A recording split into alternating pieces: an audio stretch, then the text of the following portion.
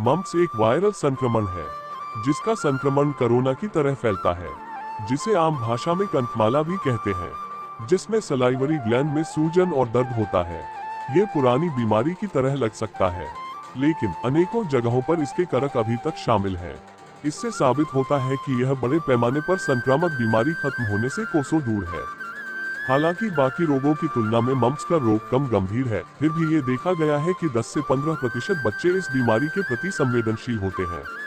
अगर आप इस इन्फेक्शन के बारे में जानना चाहते हैं और इसके लक्षण, कारण और उपचार से अवगत होना चाहते हैं तो ये वीडियो देखना जारी रखें। वीडियो को लाइक और चैनल पर नए हो तो चैनल को सब्सक्राइब करें। हम ज्ञानवर्धक वीडियो प्रतिदिन लाते रहते हैं। चलो वीडियो शुरू करते हैं। मम्प्स एक संक्रामक इन्फेक्शन है जो पैरामिक्सोवायरस नामक वायरस के कारण होता है। ये वायरस नाक के स्राव और सलाइवा के माध्यम से फैलता है। मम्प्स से प्रभावित लोगों में सिर दर्द, बुखार, थकान, भूख न लगना और मांसपेशियों में दर्द जैसे लक्षण दिखाई देते हैं। फिर भी सूजी हुई पैरोटिड और अन्य सलाइवरी मम्प्स का प्रमुख लक्षण है। इससे कोमल, संवेदनशील और गाल फूले हुए हो जाते हैं। मम्प्स एक स्व समाधान वाली बीमारी है जो आसानी से अपना कार्य करती है। मम्प्स से जुड़े लक्षणों को प्रबंधित करने के लिए मरीजों को सहायक देखभाल उपचार दिया जाता है। दर्द निवारक दवाएं एस्पिरिन को छोड़कर पर्याप्त तरल पदार्थ का सेवन और खट्टे और एसिडिक खाद्य पदार्थों से परहेज करने से रिकवरी में मदद मिलती है। गर्म और ठंडे सेक के उपयोग से सलाइवरी ग्लैंड की सूजन और कोमलता से राहत मिल सकती है। मम्प्स होने के कारण। मम्प्स एक आसानी से संक्रमित होने वाला वायरल इन्फेक्शन है। जब कोई बीमार व्यक्ति खांसता या छींकता है तो आप संक्रमित व्यक्ति की सलाइवा के सीधे संपर्क में आने से संक्रमित हो सकते हैं।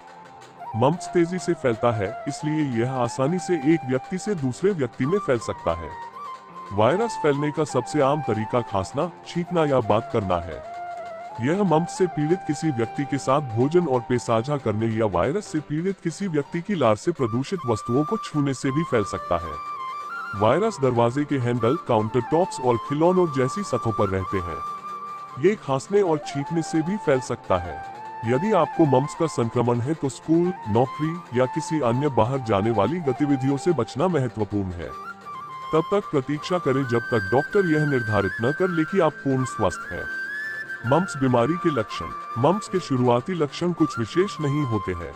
लक्षणों में सिर दर्द, अस्वस्थता और बुखार शामिल है, जिसके बाद एक दिन के भीतर पैरोटिड सलाइवरी ग्लैंड में सूजन आ जाती है। अन्य गैर विशिष्ट लक्षणों में माइल्ड फीवर, मांसपेशियों में दर्द, अस्वस्थता, सिर दर्द और कम भूख शामिल है। यह मम्प्स से संक्रमित होने के पहले 48 घंटे के दौरान होता है।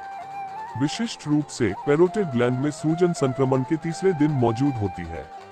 हालांकि एडल्ट्स में केवल रेस्पिरेटरी संबंधित लक्षणों की गड़बड़ी देखी जाती है, जबकि 2 से 9 वर्ष की आयु के बच्चों में पैरोटिड ग्लैंड की सूजन के साथ मम्प्स के क्लासिक प्रदर्शन का अनुभव होने की संभावना अधिक होती है। लक्षण: सिर दर्द, चेहरे के दोनों ओर सूजी हुई, संवेदनशील सलाइवरी ग्लैंड पैरोटाइटिस, थकान, बुखार, चबाने या निगलने में परेशानी होना, भूख में कमी। मम्प्स का निदान करने के लिए सामान्य संकेतों और लक्षणों का उपयोग किया जाता है। गर्दन और चेहरे के निचले हिस्से में सूजन मम्प्स के संक्रमण का संकेत देती है। इसके अलावा कुछ नैदानिक परीक्षण निदान की पुष्टि कर सकते हैं। टेस्ट के लिए बीमार व्यक्ति के ब्लड या सलाइवा का सैंपल लिया जा सकता है। रोग के प्रभाव का अनुमान लगाने के लिए इमेजिंग टेस्ट का भी उपयोग किया जा सकता है। इसके साथ रोगी का तापमान जांचें। टॉन्सिल की स्थिति देखने के लिए मुंह के अंदर जांच करें। निदान सुनिश्चित करने के लिए ब्लड, यूरिन या सलाइवा का सैंपल इकट्ठा कर सकते हैं। मम्प्स का उपचार। मम्प्स को ठीक करने के लिए कोई विशेष दवा या उपचार नहीं है। एंटीबायोटिक्स और अन्य उपचार मम्प्स का कारण बनने वाले वायरस के खिलाफ अप्रभावी है, क्योंकि यह एक वायरल संक्रमण है। असुविधा को कम करने के लिए कई उपायों का इस्तेमाल किया जा सकता है। इनमें शामिल हैं: सूजे हुए गालों पर गर्म या ठंडा पैक लगाएं। दर्द के लिए एसिटामिनोफेन लें। दर्द और सूजन के लिए इबुप्रोफेन लें। 18 वर्ष या उससे कम उम्र के बच्चों या किशोरों को कभी भी एस्पिरिन न दें। इससे रेये सिंड्रोम का खतरा बढ़ जाता है। ये सिंड्रोम एक गंभीर बीमारी है जो मौत का कारण भी बन सकती है। खूब सारे तरल पदार्थ पिएं। नरम भोजन खाएं जिसे आप जल्दी चबा सकें। नियमित रूप से गर्म नमक वाले पानी से गरारे करें। गले की परेशानी से राहत पाने के लिए पॉप्सिकल्स आजमाएं। लक्षण शुरू होने के बाद कम से कम 5 दिनों तक अन्य व्यक्तियों से दूर रहें। यदि आपके या आपके बच्चों में मम्स के लक्षण दिखाई दे रहे हैं तो आपको जल्द से जल्द डॉक्टर से परामर्श लेना चाहिए। सूजन शुरू होने के बाद लगभग 5 दिनों तक मम्स आसानी से फैलती है। हालांकि अगर आपको लगता है कि आपको मम्स है तो जाने से पहले डॉक्टर को बताएं। क्लिनिक के कर्मचारी संभवतः बीमारी के प्रसार को रोकने के लिए उपाय करेंगे। अन्य स्थितियों में भी समान लक्षण हो सकते हैं, इसलिए शीघ्र निदान प्राप्त करना महत्वपूर्ण है। मम्स कैसे फैलते हैं? मम्स हवा के माध्यम से या उन लोगों के संपर्क में आने से जो पहले से इससे संक्रमित है, उनसे फैलते हैं। ये वायरस खांसने, छींकने या बस बात करने से हवा के माध्यम से भी फैल सकता है। मम्स का सबसे ज्यादा जोखिम किसे होता है? कॉलेज के छात्र, स्वास्थ्य देखभाल कर्मी और अंतर्राष्ट्रीय लोग, यात्री या मम्स के प्रकोप वाले समुदाय में रहने वाले लोगों को मम्स होने का खतरा अधिक होता है। वैक्सीन कब लेना चाहिए? आमतौर पर मम्स से बचाव के लिए MMR ट्रेसिविक वैक्सीन दी जाती है।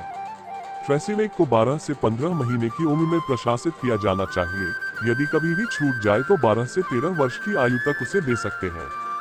इस वैक्सीन के साइड इफेक्ट्स क्या हैं? आमतौर पर MMR ट्रेसिविक अच्छी तरह से सहन किया जा सकता है। हालांकि दुर्लभ मामलों में इसमें रिएक्शन देखने को मिलते हैं, जैसे हल्का बुखार और पेरोटाइटिस। गले में सूजन और दर्द हो सकता है। मम्स के बारे में जाने घरेलू और आयुर्वेदिक उपचार। गलसुआ या मम्स होने पर गर्म पानी और नमक की सिंकाई करने से आराम मिलता है। मम्स को गलसुआ और कंठमाला भी कहते हैं। ये गले से संबंधित रोग होता है। ये एक संक्रामक रोग है जो ज्यादातर गाल के नीचे जबड़ों के पास स्थित पेरोटिड ग्रंथियों में संक्रमण के फैलने से होता है। ये ग्रंथियां लार बनाती हैं। संक्रमण के कारण इस रोग में गालों में सूजन आ जाती है। इसके लक्षण जल्दी नजर नहीं आते हैं। हालांकि ये गंभीर बीमारी नहीं है, लेकिन इसे नजरअंदाज करना भी ठीक नहीं है। गालों और गर्दन में इस रोग के कारण अधिक दर्द रहता है। आप इसका इलाज कुछ घरेलू उपचार से भी कर सकते हैं। बहुत ज्यादा घबराहट और डर हो सकता है। टॉन्सिल्स की वजह से खाने पीने में हो रही है परेशानी। आयुर्वेद में जानिए इससे छुटकारा पाने के असरदार उपाय। गले में दर्द और सूजन से परेशान है तो जानिए डाइट में किन फूड्स को करें शामिल और किससे करें परहेज। वायरस के संपर्क में आने के लगभग 15 से 20 दिन बाद इसके लक्षण दिखने शुरू होते हैं। इसके लक्षण टॉन्सिल से अधिक मिलते हैं। इसमें बुखार, सिरदर्द, भूख न लगना, कमजोरी, चबाने और निगलने में दर्द होना और गालों में सूजन आदि लक्षण नजर आते हैं। कई बार रोगियों को पेट में तेज दर्द और उल्टी की समस्या भी होती है। कभी कभी स्तन में सूजन, दिमाग की झिल्ली व दिमाग में सूजन आदि भी देखने को मिलती है। घरेलू उपचार से दूर करें ये रोग। गलसुआ या मम्स होने पर गर्म पानी और नमक की सिंकाई करने से आराम मिलता है। गर्म पानी में नमक डालकर गरारे करने से भी लाभ होता है। ताजे अदरक को काट लें। इन टुकड़ों को सुखा लें। अब इसे काले नमक में लपेट कर चूसें। इसके अलावा कच्चे अदरक को भी काले नमक के साथ चूसने पर लाभ होता है, पर सूखा अधिक फायदेमंद है। अदरक इन्फ्लेमेटरी गुणों से भरपूर होता है, जिससे सूजन दूर हो जाती है। इसमें एंटीवायरल गुण भी होते हैं, जिसके कारण दर्द नहीं होता है। मेथी के दानों को पीसकर पाउडर बना लें। इसका लेप बनाकर मम्स वाली जगह पर लगाएं। इसमें एक चुटकी नमक डालकर इसे बेहद हल्का गुनगुना करके लगाने से ज्यादा फायदा होगा। एलोवेरा भी गलसुए को सही करने की अच्छी दवा है। आप एलोवेरा लें, जेल को निकाल लें, उसे चेहरे और प्रभावित हिस्सों में लगाएं। इसमें थोड़ी सी हल्दी भी मिला लें। इससे सूजन में राहत मिलेगी। काली मिर्च मम्स के लिए अच्छी दवा है। इसका पाउडर बनाएं। पानी में इस पाउडर को मिला लें और इसे संक्रमित हिस्से पर लगाएं। आपको जल्द ही परिणाम देखने को मिल जाएगा। गलसुआ होने पर पीपल या अंजीर के पत्तों के साथ घी लगाकर हल्का गर्म करें। इन पत्तों को गाल पर या प्रभावित हिस्से पर रखें। 30 मिनट तक रखा रहने दें। ऐसा दिन में 2 बार करें। तुरंत लाभ महसूस होगा।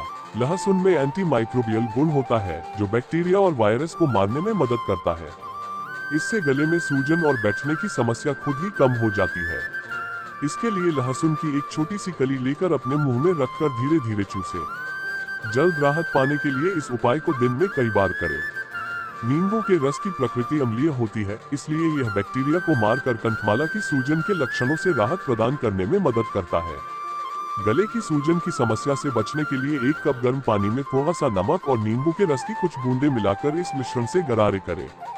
तुरंत राहत पाने के लिए इस उपाय को दिन में कई बार करें। आज हमने मम्स या कंठमाला बीमारी की अच्छी तरीके से जानकारी दी है। आप अच्छी तरह समझ गए होंगे। इस बीमारी की जानकारी हम क्यों दे रहे हैं, क्योंकि ये बीमारी आजकल धीरे धीरे बढ़ रही है। वीडियो को लाइक और चैनल पर नए हो तो चैनल को सब्सक्राइब करें।